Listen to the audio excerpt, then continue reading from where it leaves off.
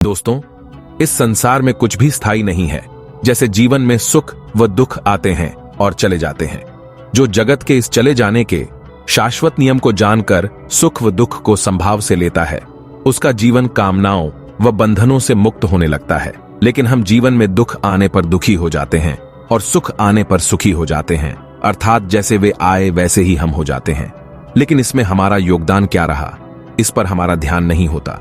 इसलिए हमारे ऋषि मुनियों ने एक नई स्थिति हमें सौंपी, इस दुख व सुख से पार आनंद की स्थिति।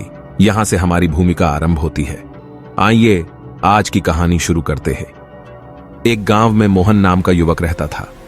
आज फिर उसने पूरा दिन कड़ी मेहनत की, कभी पत्थर ढोए तो कभी रेत मिट्टी के बोरे। परंतु इस मजदूरी के बाद भी उसे 100 रुपये से ज्यादा नहीं मिले। मोहन के साथ अक्सर ऐसा ही होता था और कभी कभी तो उसे इतने पैसे भी नहीं मिलते थे। इन्हीं पैसों में से वह अपने घर का गुजर बसर करता था और कभी कभी जरूरतमंदों की मदद भी कर देता था। भले ही सब कठिनाई से होता था, लेकिन उसकी मेहनत में कभी कोई कमी नहीं होती और वह इसी में ही संतुष्ट रहता था। एक दिन गांव में एक अजनबी के आसपास लोगों की भीड़ देखकर वह उत्सुकतापूर्वक उसके पास पहुंचा। उस व्यक्ति के हाथ में रंग बिरंगे कागज के टुकड़े देखकर मोहन ने उसके बारे में उससे पूछा। वह व्यक्ति लॉटरी वाला था। मोहन, तुम कौन हो भाई और तुम्हारे हाथ में यह क्या है? लॉटरी वाला, यह लॉटरी का टिकट है बाबू। अगर तुम्हारा नंबर लग गया तो तुम्हें बड़ा इनाम मिल सकता है। ऐसा कहकर उस लॉटरी वाले ने मोहन को लॉटरी का टिकट खरीदने के लिए प्रोत्साहित किया। मोहन सरलतापूर्वक, भैया मैं तो एक साधारण सा मजदूर हूं, मुझे इनाम से क्या लेना देना, मैं तो ऐसे ही ठीक हूं। लॉटरी वाला, एक खरीद कर तो देखो, क्या पता तुम्हारी किस्मत बदल जाए, अपने लिए नहीं तो अपने परिवार के लिए ही सही। और इस प्रकार लॉटरी वाले के कहने पर मोहन ने एक लॉटरी का टिकट खरीद लिया और घर ले जाकर रख दिया। कुछ दिन बीत गए। एक दिन लॉटरी वाला मोहन के घर पहुंचा। मोहन घर पर नहीं था। लॉटरी वाले ने मोहन की पत्नी को अपना परिचय देते हुए कहा, लॉटरी वाला, मैं मोहन के लिए एक बहुत बड़ी खुशखबरी लाया हूं। मोहन की पत्नी आश्चर्य से भरकर, हम जैसे गरीब लोगों के लिए ऐसी कौन सी खुशखबरी हो सकती है? आप मुझे ही बता दो, मैं अपने पति को स्वयं बता दूंगी। लॉटरी वाला, जरा दिल थाम कर सुनना, आपके पति की 5 लाख की लॉटरी लगी है। मोहन की पत्नी की आंखें खुली की खुली रह गईं। उसकी खुशी का कोई ठिकाना नहीं था। 5 लाख की बड़ी रकम के बारे में सोचकर भविष्य के लिए कितने ही सपने उसने पल भर में बुन डाले।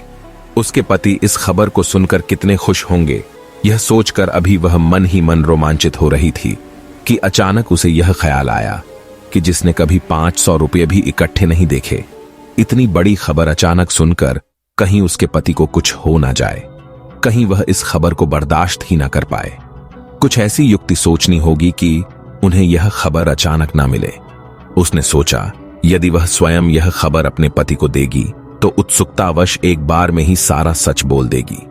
इसके लिए वह पास के मंदिर के पुजारी के पास पहुंची और उसे सारी बात बताई और कहा, पत्नी, पुजारी से आपको लॉटरी की यह खबर मेरे पति को धीरे धीरे बतानी है।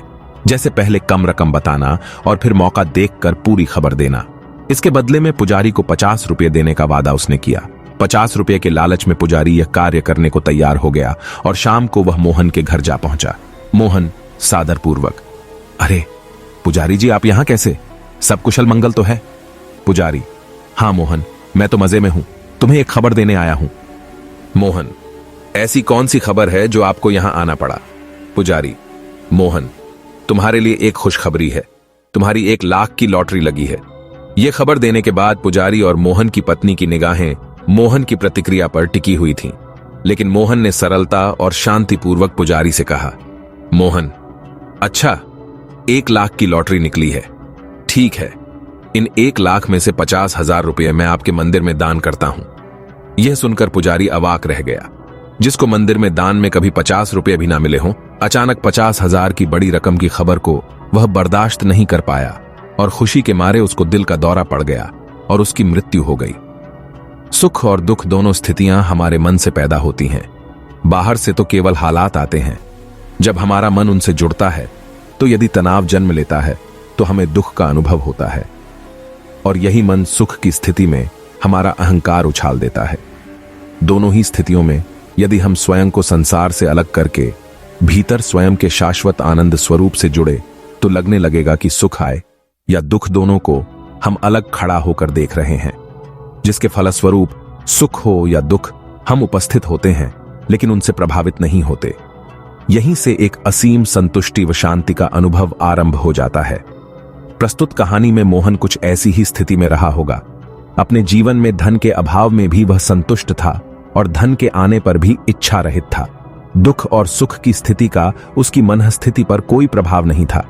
इसी कारण लॉटरी की खबर का उस पर कोई प्रभाव नहीं पड़ा और वह पूर्ण रूप से शांति और निष्कामता की स्थिति में रहा। धन्यवाद।